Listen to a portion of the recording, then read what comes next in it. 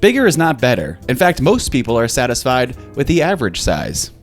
I'm of course talking about map sizes in video games. A lot of open world games will brag about the size of their map as if that alone is impressive. But if there's nothing to do in the map, then it kind of just distracts from the overall experience. It's like if somebody were to invite you over to their new house and they were like, "Hey, check out my new place. What do you think?" "Oh, I really like your open floor plan you have here."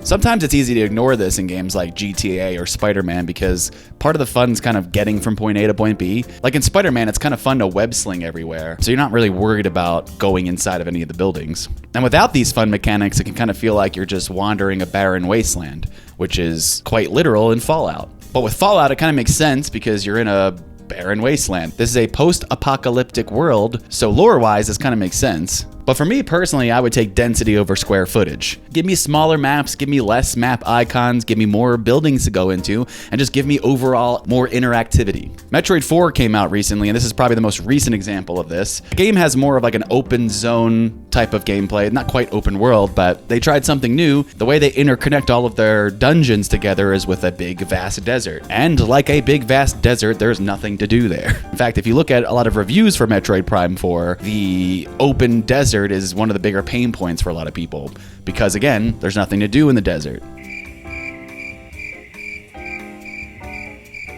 And for my money, the most egregious recent example of this is with Pokemon ZA. In fact, when they showed off the map for the first time, I was a little unconcerned about it because I wanted more density. I thought it would be cool for the whole entire game to take place in one particular city, but I was imagining a super dense city with like Pokemon and people everywhere, which wasn't the case with ZA. They somehow made a really small map seem really empty and lifeless. You know, and the complaints about the textures aside, you can't really go into most buildings. So you would think there would be, you know, a positive trade-off to there being a smaller map, that there'd be more buildings to go into, there'd be more things that you could do, there'd be more activities. I, for one, hope that the new GTA 6 has a smaller map compared to previous entries, with more things that you can do, more interactivity, that makes the entire map feel more alive. Again, more density, less square footage. Let me know in the comments what game you think has the biggest map with the least amount of things to do, and be sure to like, subscribe, and support small, dense creators like I'm not dense, that was mean.